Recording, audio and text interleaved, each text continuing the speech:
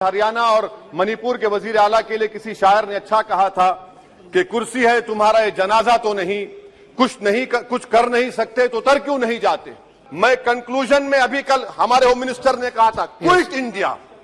अगर इनको मालूम हो जाए कि क्विट इंडिया का नारा एक मुसलमान ने दिया था तो वो भी नहीं बोलेंगे, वो नहीं मालूम था उनको। उसका मैं कंक्लूड कर रहा हूं, उसका नाम यूसुफ मेहर अली था सर। यूसुफ मेहर अली ने क्विट इंडिया का नारा बनाया जिसको महात्मा गांधी ने सारे देश में एक पैगाम किया। मैं कंक्लूड कर रहा हूं सर, इस देश में अगर आज क्विट इंडिया करना है तो कहना पड़ेगा चाइना क्विट इंडिया। जो गौ रक्षक है जिसका नाम मोनू है वो आपके लिए मोनू डार्लिंग बन गया है, उसको कहिए क्विट इंडिया। मैं इस तहरीक अदम एतमाद की तायद में खड़ा हूं जिसको टीआरएस पार्टी और हमारी पार्टी ने दिया, जिसको स्पीकर साहब ने कबूल किया। सर मैं 11 पॉइंट आपके सामने रखूंगा जो मैं बताने की कोशिश करूंगा कि क्यों हम इस तहरीक अदम एतमाद की तायद में और मोदी हुकूमत की मुखालिफत में खड़े हैं। सर हालिया दिनों में हमारे मुल्क में ट्रेन में एक वर्दीपोश दहशतगर्द ने अपने सीनियर मीना साहब का कत्ल करने के बाद ट्रेन के कंपार्टमेंट में जाकर नाम पूछकर, चेहरे पर दाढ़ी देखकर, कपड़े देखकर उनको कत्ल कर दिया। और उसके बाद उसने कहा कि इस देश में रहना है तो मोदी को वोट देना पड़ेगा। मैं हुकूमत से जानना चाहूंगा कि क्या ये अक्सरती तबके की एक्सट्रीमिज्म और रेडिकलाइजेशन की बेहतरीन मिसाल नहीं है, और अगर है तो फिर हुकूमत इस पर क्या करेगी। सर हमारे आइन में, संविधान में लिबर्टी ऑफ कॉन्शियस को लिखा गया, तमहीद में, यानी जमीर की आजादी का जिक्र किया गया है। मैं हुकूमत से और खास तौर से वजीर आजम से जानना चाहता हूं कि कहां गया इस हुकूमत का जमीर, कॉन्शियस जिसको अंग्रेजी में कहते हैं, जब नूह में 750 इमारतों को बगैर ड्यू प्रोसेस फॉलो किए उनके इमारतों को मुनज़्ज़म कर दिया गया, और इसलिए कि वो मुसलमान थे, पूरे के पूरे इलीगल थे। इसीलिए पंजाब की हाईकोर्ट और हरियाणा की हाईकोर्ट ने कहा कि ये एथनिक क्लेंसिंग है। इसकी एक बेहतरीन मिसाल है उस हुकूमत की। तीसरी है कि इस मुल्क में एक नफरत का माहौल, बल्कि एक आतिश को पैदा कर दिया गया, मुसलमानों के खिलाफ नफरत का माहौल। ये 9 साल का इनका ये कारनामा है। तीसरा सर मणिपुर के ताल्लुक से कल बड़ा लंबा जवाब वजीर दाखिला ने दिया।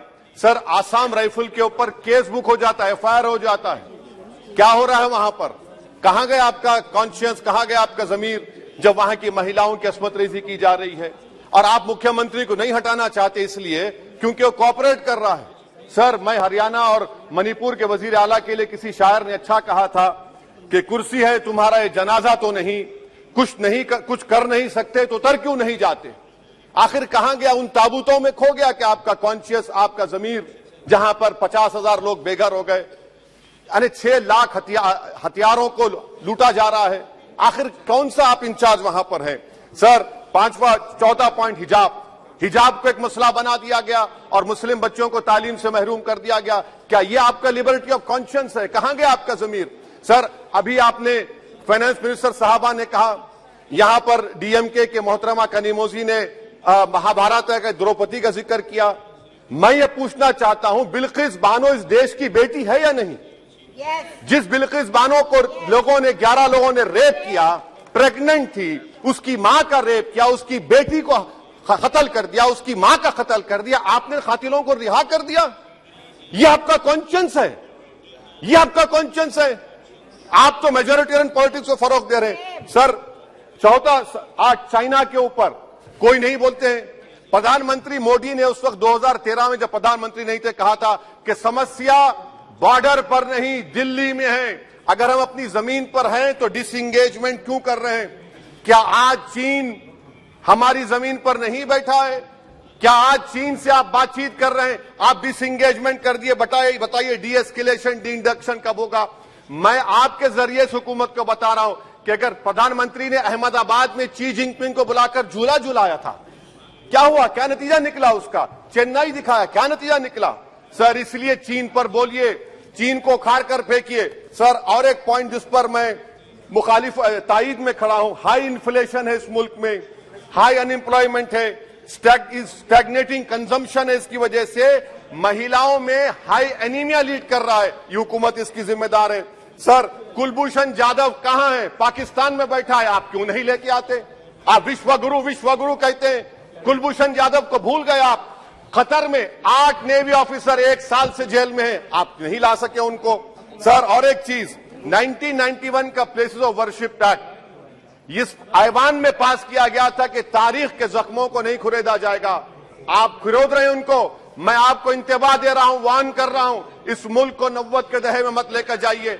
91 का एक्ट सुप्रीम कोर्ट में जवाब दीजिए कि आपकी हुकूमत 91 प्लेस ऑफ वर्शिप एक्ट की कायम है, उस पर कायम रहेगी। यूसीसी सर, इस यूसीसी का फॉर्मूला क्या है? एक मुल्क में एक मजहब, एक कल्चर, एक जबान। ये तो डिक्टेटरों का फॉर्मूला है। भारत एक गुलदस्ता है, भारत एक मोजाइक है। यहाँ पर बेशुमार जबानें, बेशुमार मज़ाहिब बोले जाते हैं और हिंदू अनडिवाइडेड फैमिली में sir I am concluding 8 crore 75 Hindu खानदानों को 3800 करोड़ डिडक्शन मिला। इसके बारे में आप क्या कहेंगे सर? और मैं कंक्लूड करने से पहले आपको बताना चाह रहा हूं कि माइनॉरिटी वेलफेयर का बजट 40% कम कर दिया गया। पढ़ो प्रदेश, प्री मैट्रिक स्कॉलरशिप कम कर दी गई। मौलाना आजाद फाउंडेशन खत्म कर दिया गया फेलोशिप, और इसकी वजह से 1,80,000 मुसलमान हायर एजुकेशन में गायब हो चुके हैं। सर मैं इख्तिताम में कह रहा हूं कि पसमानदा मुसलमान से प्रधानमंत्री को बड़ी मोहब्बत है। ये कौन सी आपकी मोहब्बत है पसमानदा, जो आपका एक मुसलमान मिनिस्टर नहीं है वहां पर? इखलाक से लेकर, पीलू खान से लेकर, अफान अंसारी से लेकर लुकमान अंसारी, मॉब लिंचिंग पूरे पसमानदा मुसलमान की होती है। पावरलूम बंद है अंसारियों के, कुरैश बरादरी का कारोबार बंद किया जाता है। स्पीकर सर, मैं कंक्लूजन में अभी कल हमारे होम मिनिस्टर ने कहा था क्विट इंडिया। अगर इनको मालूम हो जाए कि क्विट इंडिया का नारा एक मुसलमान ने दिया था तो वो भी नहीं बोलेंगे, वो नहीं मालूम था उनको। उसका मैं कंक्लूड कर रहा हूं, उसका नाम यूसुफ मेहर अली था सर। यूसुफ मेहर अली ने क्विट इंडिया का नारा बनाया, जिसको महात्मा गांधी ने सारे देश में एक पैगाम किया। मैं कंक्लूड कर रहा हूं सर, इस देश में अगर आज क्विट इंडिया करना है तो कहना पड़ेगा चाइना क्विट इंडिया। जो गौ रक्षक है, जिसका नाम मोनू है, वो आपके लिए मोनू डार्लिंग बन गया है, उसको कहिए क्विट इंडिया। सर जो लोग तुष्टीकरण की राजनीति आप कर रहे हैं, आप हिंदू अक्सरियती लोगों में हथियार बांट रहे हैं, ये आप देश के लिए खतरा पैदा कर रहे हैं। Sir I am concluding. इसीलिए हम आपसे अपील कर रहे हैं कि हुकूमत से कह रहे हैं कि आप जो सियासत कर रहे हैं इससे नुकसान देश को होगा। प्रधानमंत्री जब खड़े होकर जवाब देंगे, हम उनसे पूछना चाह रहे हैं, पॉइंटेड क्वेश्चन है, क्या देश बड़ा है या हिंदुत्व गोलवालकर की आइडियोलॉजी बड़ी है? मैं इस तहरीक अदम एतमाद की तायीद में खड़ा हूं और हुकूमत की मुखालिफत में। सर एक आधा मिनट सर, दो लोग, दो महाज है इस मुल्क में, एक चौकीदार है, एक दुकानदार है। एक चौकीदार, एक दुकानदार है। जब जुल्म हम पे होता कोई मुंह नहीं खोलते। यूएपीए का कानून अमित शाह ने लाया, इन दुकानदारों ने तायीद की। आज उस यूएपीए का कानून में 83 साल का बुढ़ा सिपर खत्म करो, सिपर नहीं होने के से मर गया। आखिर कब तक दुकानदार और चौकीदार हमारी लाशों पर सियासत? सर हम कंक्लूडिंग, कब तक सियासत करेंगे? अगर आप जुल्म के खिलाफ आवाज नहीं उठाएंगे तो आपकी दुकानदारी नहीं चलेगी, चौकीदार को बदलेंगे, तीसरा महाज करेगा। शुक्रिया सर।